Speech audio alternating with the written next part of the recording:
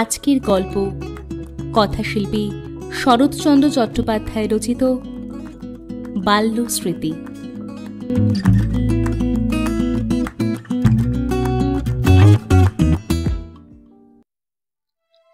অন্নপ্রাশনের সময় যখন আমার নামকরণ হয়, তখন আমি ঠিক আমি হইয়া উঠিতে পারি নাই বলিয়াই হোক, আর ঠাকুরদা মহাশয়ের জ্যোতিষশাস্ত্রে বিশেষ দখল না থাকাতেই হোক, আমি সুকুমার। অধিক দিন নহে, ঠিক 2-4 বৎসরে ঠাকুরদা মহাশয় বুঝিলেন যে নামটার সহিত আমার তেমন মিশ খায় না। এখন 12-13 বৎসর পরের কথা বলি। অবশ্য আমার আত্মপরিচয়ের কথা কেউ ভালো বুঝিতে পারিবেন না। তবু দেখুন, পাড়াগাঁয়ে আমাদের বাড়ি, সেখানে আমি ছেলেবেলা হইতেই আছি। পিতা মহাশয় পশ্চিমাঞ্চলে চাকরি করিতেন। আমি বড় একটা সেখানে যাইতাম না, ঠাকুরমার নিকট দেশেই থাকিতাম। বাটিতে আমার উপদ্রবের আর সীমা ছিল না। এক কথায় একটি ক্ষুদ্র রাবণ ছিলাম। বৃদ্ধ ঠাকুরদা যখন বলিতেন, তুই হলি কি, কারো কথা শুনিস নে, এইবার তোর বাপকে চিঠি লিখব। আমি অল্প হাসিয়া বলিতাম, ঠাকুরদা, সে দিনকাল আর নাই, বাপের বাপকেও আমি ভয় পাই নে। ঠাকুরমা কাছে থাকিলে আর ভয় কি? ঠাকুরদাকে তিনিই বলিতেন, কেমন উত্তর দিয়েছে, আর লাগবে? ঠাকুরদা মহাশয় যদি বড় বিরক্ত হইয়া আমার পিতাকে পত্র লিখিতেন, আমি তখনই তার আফিমের কৌটা লুকাইয়া ফেলিতাম। পরে পত্রখানি না ছেড়িয়া ফেলিলে আর কৌটা বাহির করিতাম না। এই সকল উপদ্রবের ভয়ে, বিশেষত মৌতাত সম্বন্ধে বিভ্রাট ঘটে দেখিয়া তিনি আমাকে আর কিছু বলিতেন না। আমিও তাই বেশ ছিলাম। হইলে কি হয়, সকল সুখেরই একটা সীমা নির্দিষ্ট আছে। আমারও তাহাই হইল। ঠাকুরদার খুড়তুতো ভাই গোবিন্দবাবু বরাবর এলাহাবাদে চাকরি করিতেন। এখন পেনশন লইয়া তিনি দেশে আসিলেন। তাহার পৌত্র শ্রীযুক্ত রজনীনাথ বিএ পাশ করিয়া তাহার সহিত ফিরিয়া আসিলেন। আমি তাকে মেজদাদা বলি। পূর্বে আমার সহিত তাহার বিশেষ জানাশোনা ছিল না। তিনি বড় একটা এ অঞ্চলে আসিতেন না। বিশেষত তাদের আলাদা বাড়ি, আসিলেও আমার বিশেষ খোঁজ লইতেন না। কখনো দেখা হইলে, কিরে কেমন আছিস, কি পড়িস, এই পর্যন্ত। এবার তিনি জাঁকিয়া আসিয়া দেশে বসিলেন। কাজে কাজেই আমার বিশেষ খোঁজ পড়িল। 2-4 দিবসের আলাপেই তিনি আমাকে এরূপ বশীভূত করিয়া ফেলিলেন যে তাহাকে দেখিলেই আমার ভয় হইত। মুখ শুকাইয়া যাইত, বুক ধরাস ধরাস করিত, যেন কত দোষই করিয়াছি, কত শাস্তিই পাইব। আর যথার্থ আমি তখন প্রায়ই দোষী থাকিতাম। সর্বদা একটা না একটা অন্যায় করা আমার চাই। 2-4টা অকর্ম, 2-4 বার উপদ্রব করা, এ আমার নিত্যকর্ম। ভয় করিলেও আমি দাদাকে বড় ভালোবাসিতাম। ভাই ভাইকে যে এত ভালোবাসিতে পারে, পূর্বে আমি তাহা জানিতাম না। তিনিও আমাকে বড় ভালোবাসিতেন। তার কাছেও কত দোষ করিয়াছি, কিন্তু কিছু বলিতেন না।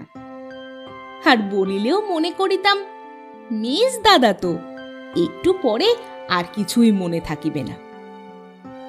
ইচ্ছা করিলে হয়তো তিনি আমার চরিত্র সংশোধন করিতে পারিতেন, কিন্তু কিছুই করিলেন না। তার দেশে আসাতে আমি পূর্বের মতো স্বাধীন নয় বটে, কিন্তু তথাপি যাহা আছি বেশ আছি। রোজ ঠাকুরদার 1 পয়সার তামাক খাইয়া ফেলি।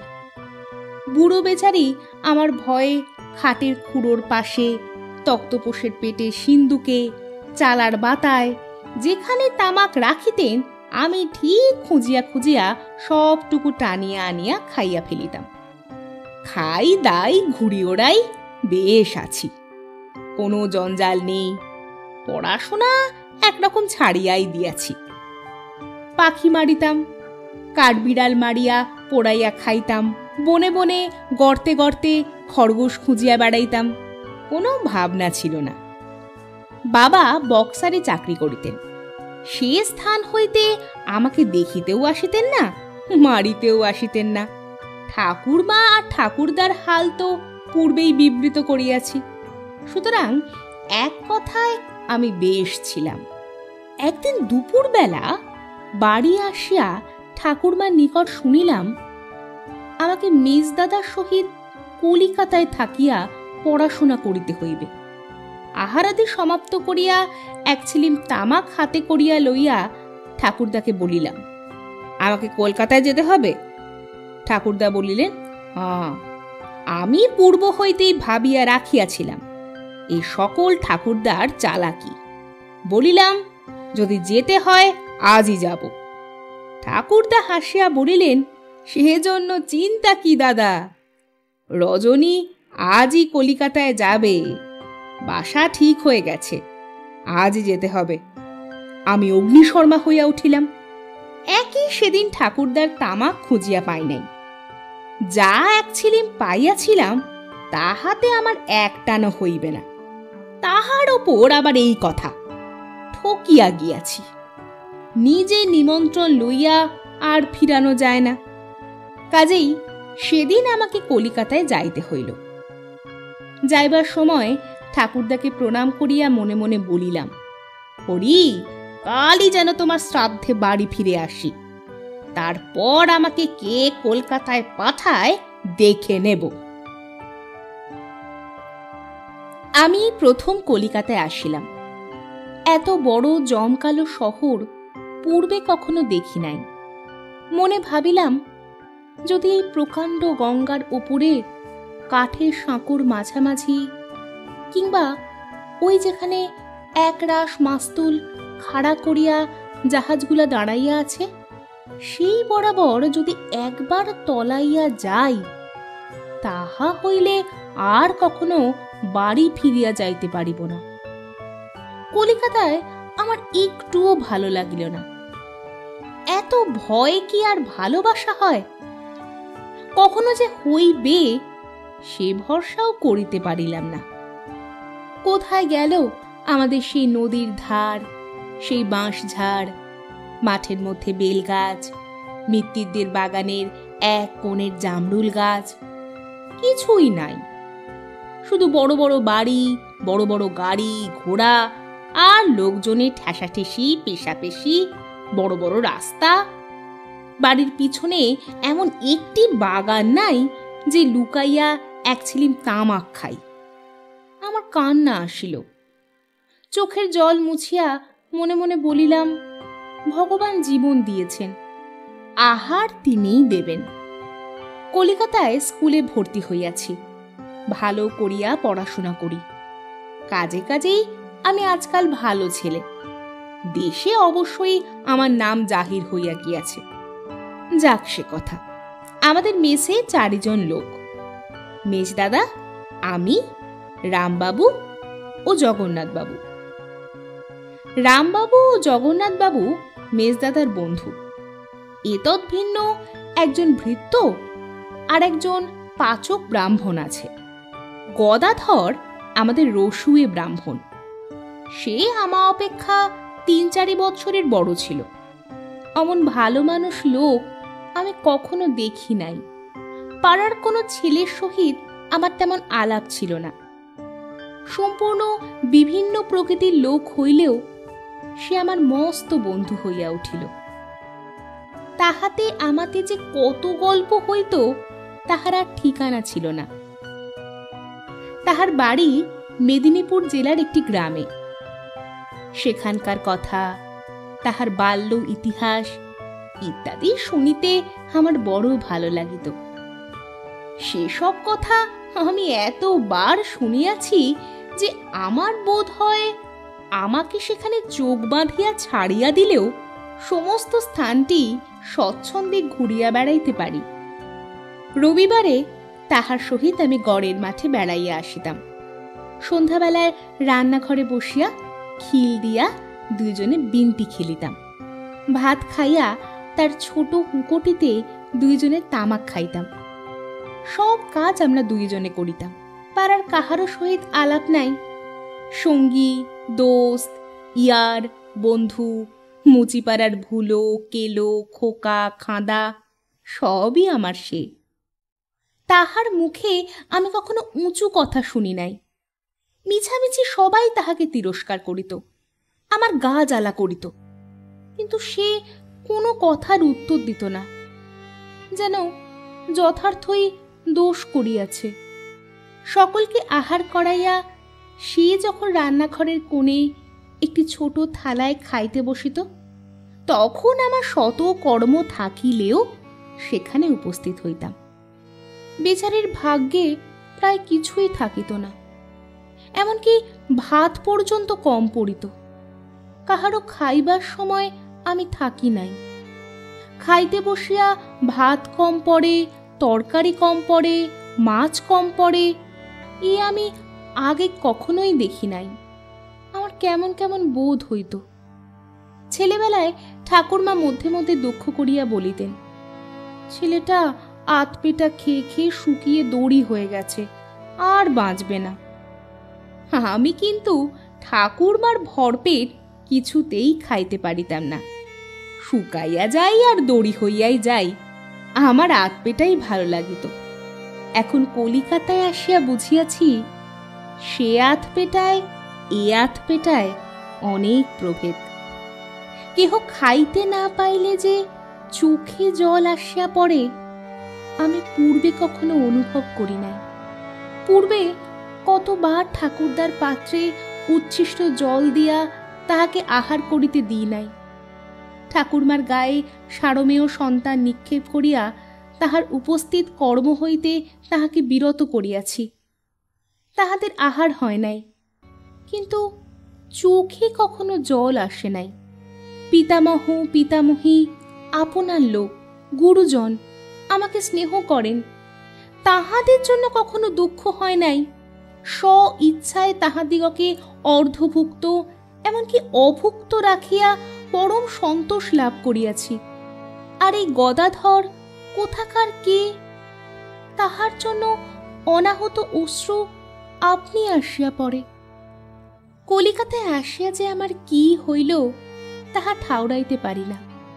চোখে এত জলই বা কোথা হইতে আসে ভাবিয়া পাই না।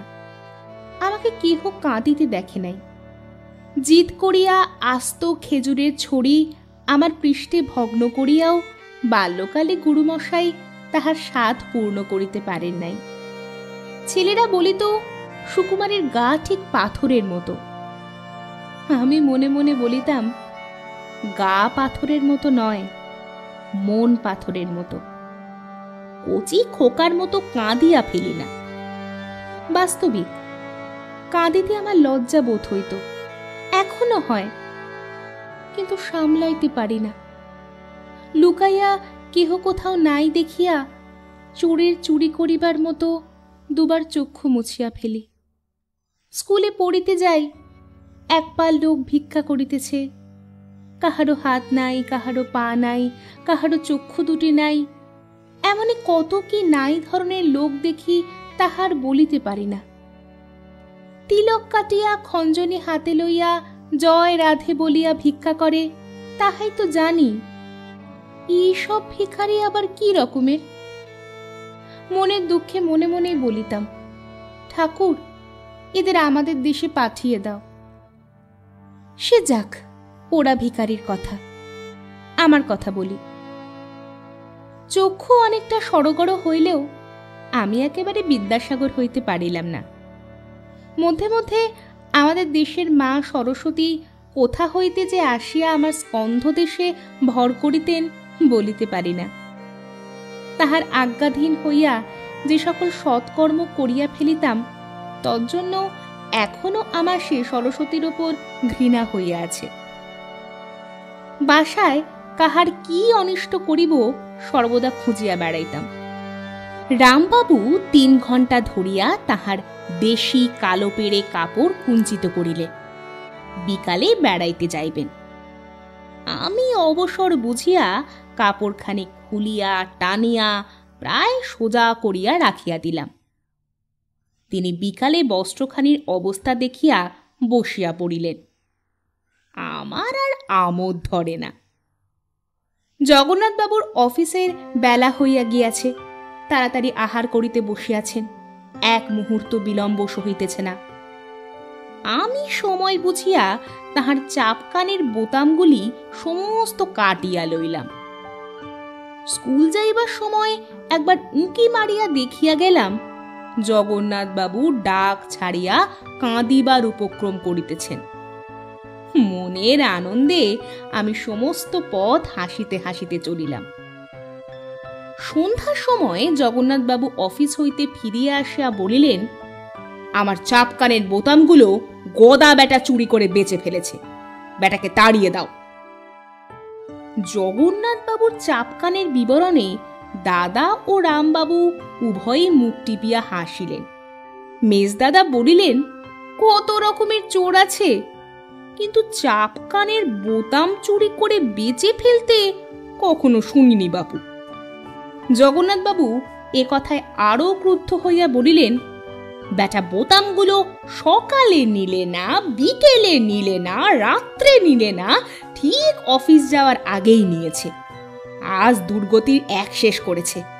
একটা কালো ছেঁড়া পিরান গায়ে দিয়ে আমায় অফিস যেতে হয়েছে। সকলেই হাসিলেন, জগন্নাথবাবুও হাসিলেন, কিন্তু আমি হাসিতে পারিলাম না। মনে ভয় হইল, পাছে গদাধরকে তাড়াইয়া দেওয়া হয়। সে যে নির্বোধ, হয়তো কোনো কথা বলিবে না, সমস্ত অপরাধ নিজের স্কন্ধে স্বেচ্ছায় তুলিয়া লইবে। কে বোতাম লইয়াছে মেজদাদা হয়তো বুঝিয়াছিলেন। গরিব গদাধরের ওপর কোনো জুলুম হইল না তাই। কিন্তু আমিও সেই অবধি প্রতিজ্ঞা করিলাম, আর কখনো এমন কর্ম করিয়া অন্যকে বিপন্ন করিব না। এরূপ প্রতিজ্ঞা আমি পূর্বে কখনো করি নাই, কখনো করিতাম কিনা তাও জানি না। এখন আরেকজন লোকের কথা বলি। সে আমাদের রামা চাকর। রামা জাতে কায়েত কি সদগোপ এমনই কি একটা ছিল। বাড়ি কোথায় শুনি নাই। এত হুঁশিয়ার চটপটে চাকর সর্বদা দেখা যায় না, আর যদি কখনো দেখা যায়, ইচ্ছা আছে তাহার বাড়ি কোথায় জিজ্ঞাসা করিয়া লইব। সকল কর্মে রামাকে চোরকির মতো ঘুরিয়া বেড়াইতে দেখিতাম। এই রামা কাপড় কাচিতেছে, তখনই দেখি মেজদাদা স্নানে বসিয়াছেন, সে গা রগড়াইয়া দিতেছে। পরক্ষণে দেখি সে পান সুপারি লইয়া মহাব্যস্ত। এইরূপে সে সর্বদা ঘুরিয়া বেড়ায়। মেজদার দি ফেভারিট, মস্ত লোক। আমি কিন্তু তাহাকে দেখিতে পারিতাম না। সে বেটার জন্য আমি মেজদার নিকট প্রায় তিরস্কৃত হইতাম। বিশেষত গদা বিচারীকে সে সর্বদাই অপ্রস্তুত করিত। আমি তাহার উপর বড় চটা ছিলাম, কিন্তু হইলে কি হয়, সে মেজদার দি ফেভারিট। আমাদের বাসার রামবাবুও তাহাকে দেখিতে পারিতেন না। তাহার চটিবার অনেক কারণ ছিল। প্রধান কারণ এই যে সে নিজেকে রামবাবু বলিয়া পরিচিত করিত। মেজদাদাও সময়ে সময়ে রামবাবু বলিয়া ডাকিতেন। আমাদের রামবাবুর এসব ভালো লাগিত না। যাক, বাজে কথা। একদিন বিকালে মেজদাদা একটা ল্যাম্প ক্রয় করিয়া আনিলেন। বড় ভালো জিনিস, প্রায় 50-60 টাকা মূল্য। সকলে বেড়াইতে যাইলে আমি গদাধরকে ডাকিয়ে আনিয়া সেটা দেখাইলাম। গদাধর সেরকম আলো কখনো দেখে নাই। সে মহা আহ্লাদিত হইয়া সেটা 2-4 বার নাড়িয়া দেখিল। তাহার পর আপনার কর্মে রন্ধনশালায় প্রবেশ করিল। আমার কিন্তু কিউরিওসিটি কিছুতেই থামিল না। কি করিয়া চিমনি খুলি, কি করিয়া ভিতরের কল দেখি। অনেক নাড়িয়া চাড়িয়া দেখিলাম, অনেকবার ঘুরাইবার চেষ্টা করিলাম, কিন্তু কিছুতেই খুলিল না। অনেক অবজারভেশনের পর দেখিলাম নিচে একটা স্ক্রু আছে। অগত্যা সেটা ঘুরাইলাম। কিছুক্ষণ ঘুরাইবার পর হঠাৎ একেবারে ল্যাম্পের আধখানা খসিয়া আসিল। তাড়াতাড়ি ভালো ধরিতে পারিলাম না, উপরের কাঁচগুলা টেবিল হইতে নিচে পড়িয়া একেবারে চূর্ণ হইয়া গেল। সেদিন অনেক রাত্রে আমি বেড়াইয়া আসিলাম। বাসায় আসিয়া দেখিলাম একটা প্রকাণ্ড হইচই কাণ্ড বাঁধিয়া উঠিয়াছে। গদাধরকে মাঝখানে লইয়া সকলে গোল হইয়া বসিয়াছে। মেজদাদা অতিশয় ক্রুদ্ধ হইয়াছেন। গদাধরের জেরা চলিতেছে। গদাধরের চক্ষু দিয়া টস টস করিয়া জল পড়িতেছে। বলিতেছে, বাবু, আমি ওটা শুয়েছিলাম বটে, কিন্তু ভাঙিনি। সুকুমার বাবু আমাকে দেখালেন, আমিও দেখলাম। তারপর তিনিও বেড়াতে গেলেন, আমিও রাঁধতে গেলাম। কেহই তাহার কথা বিশ্বাস করিল না। সবাই ব্যস্ত হইয়া গেল। সেই চিমনি ভাঙিয়াছে, তাহার মাহিনা বাকি ছিল। সেই টাকা হইতে 3.5 টাকা দিয়া আবার নূতন চিমনি আসিল। সন্ধ্যার সময় যখন আলো জ্বলিল, তখন সকলেই বেশ প্রফুল্ল হইল। শুধু আমার চক্ষু দুটা জ্বালা করিয়া উঠিল। সর্বদা মনে হইতে লাগিল তাহার 3.5 টাকা চুরি করিয়া লইয়াছি। আর থাকিতে পারিলাম না। কাঁদিয়া কোনো মতে মেজদাদার মতো করিয়া বাড়ি আসিয়া উপস্থিত হইলাম। মনে করিয়াছিলাম ঠাকুরমার নিকট হইতে টাকা আনিয়া গোপনে 3.5 টাকার পরিবর্তে গদাধরকে 7 টাকা দিব। আমার নিজের কাছে তখন টাকা ছিল না, সব টাকা মেজদাদার নিকট ছিল। কাজে টাকা আনিতে আমাকে দেশে আসিতে হইল। মনে করিয়া আসিয়াছিলাম একদিনের অধিক থাকিব না, কিন্তু তাহা ঘটিয়া উঠিল না। 7-8 দিন দেশে কাটিয়া গেল। 7-8 দিন পরে আবার কলিকাতায় বাসায় ঢুকিলাম। ঢুকিয়াই ডাকিলাম, গদা। কেহ উত্তর দিল না। আবার ডাকিলাম, গদাধর ঠাকুর। কোনো উত্তর নাই। গদা, গদা। এবার রামচরণ আসিয়া বলিল, ছোটবাবু কখন এলেন? এই আসছি। ঠাকুর কোথায়? ঠাকুর নেই। কোথায় গেছে? বাবু তাকে তাড়িয়ে দিয়েছেন। তাড়িয়ে দিয়েছেন কেন? চুরি করেছিল বলে। প্রথমে আমি কথাটা ভালো বুঝিতে পারি নাই, তাই কিছুক্ষণ রামার মুখপানে চাহিয়া রহিলাম। রামা আমার মনের ভাব বুঝিতে পারিয়া একটু টিপিয়া হাসিল। বলিল, ছোটবাবু আশ্চর্য হচ্ছেন, কিন্তু তাকে তো আপনারা চিনতেন না, তাই অত ভালোবাসতেন। সে মিটমিটে ডান ছিল। ভিজে বেড়ালকে আমি চিনতাম। কিসের সে মিটমিটে ডাইন ছিল, কিংবা কেন যে সেই সিক্ত মার্জারকে চিনিতে পারি নাই, তাহা বুঝিতে পারিলাম না। জিজ্ঞাসা করিলাম, কার টাকা চুরি করেছে? মেজবাবুর। কোথায় ছিল? জামার পকেটে। কত টাকা? 4 টাকা। কে দেখেছে? চোখ দিয়ে কেউ দেখেনি বটে, কিন্তু সে একরকম দেখাই। কেন? সে কথা কি আর জিজ্ঞাসা করিতে হয়? আপনি বাসায় ছিলেন না, রামবাবু নিলেন না, জগন্নাথ বাবু নিলেন না, আমি নিলাম না, তবে নিলে কে?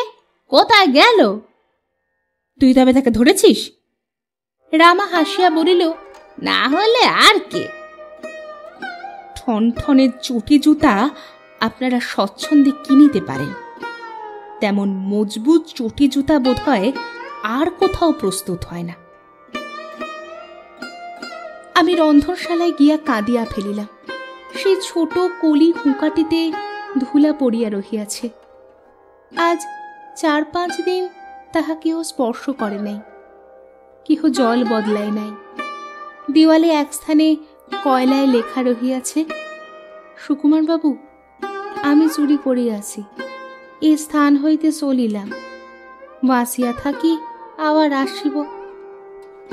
আমি তখন ছেলে মানুষ ছিলাম। নিতান্ত ছেলে বুদ্ধিতে সেই হুঁকাটিকে বুকে টিপিয়া ধরিয়া কাঁদিতে লাগিলাম। কেন যে তাহার কারণ বুঝিতে পারি নাই। আমার আর সে বাসাতে মন টিকিত না। সন্ধ্যার সময় ঘুরিয়া ফিরিয়া একবার করিয়া রান্নাঘরে প্রবেশ করিতাম। আর একজন রাঁধিতেছে দেখিয়া অন্য মনে আপনার ঘরে আসিয়া বই খুলিয়া পড়িতে বসিতাম। সময় সময় আমার মেজদাদাকেও দেখিতে পাইতাম না। ভাত পর্যন্ত আমার তিক্ত বোধ হইত। অনেক দিন পরে একদিন রাত্রে মেজদাদাকে বলিলাম, মেজদা, কি করেছ? কিসের কি করেছি? গদা তোমার টাকা কখনো চুরি করেনি। সকলেই জানিত আমি গদা ঠাকুরকে বড় ভালোবাসিতাম। মেজদাদা বলিলেন, ভালো করিনি সুকুমার, যা হবার হয়েছে, কিন্তু রামকে তুই অত মেরেছিস কেন? বেশ করেছিলাম, আমাকেও কি তাড়াবে নাকি? দাদা আমার মুখে কখনো অমন কথা শোনেন নাই। আমি আবার জিজ্ঞাসা করিলাম, তোমার কত টাকা উসুল হয়েছে? দাদা বড় দুঃখিত হইয়া বলিলেন, ভালো করিনি, সব টাকা তার কেটে নিয়ে 2.5 টাকা উসুল করেছিলাম। আমার এতটা ইচ্ছে ছিল না। আমি যখন রাস্তায় ঘুরিয়া বেড়াইতাম, দূরে যদি কোনো লোক ময়লা চাদর কাঁধে ফেলিয়া ছেঁড়া চটি জুতা পায়ে চলিয়া যাইত, আমি দৌড়িয়া গিয়া দেখিয়া আসিতাম। কি যে একটা আশা নিত্য নিত্য নিরাশায় পরিণত হইত, তাহার কি বলিব। প্রায় 5 মাস পরে দাদার নামে একটা মানি অর্ডার আসিল, 1.5 টাকার মানি অর্ডার। দাদাকে আমি সেদিন চোখের জল মুছিতে দেখি। সে কুপনটা এখনো আমার নিকট রহিয়াছে। কত বৎসর কাটিয়া গিয়াছে, কিন্তু আজও সেই গরিব গদাধর ঠাকুর আমার বুকের আধখানা জুড়িয়া বসিয়া আছে।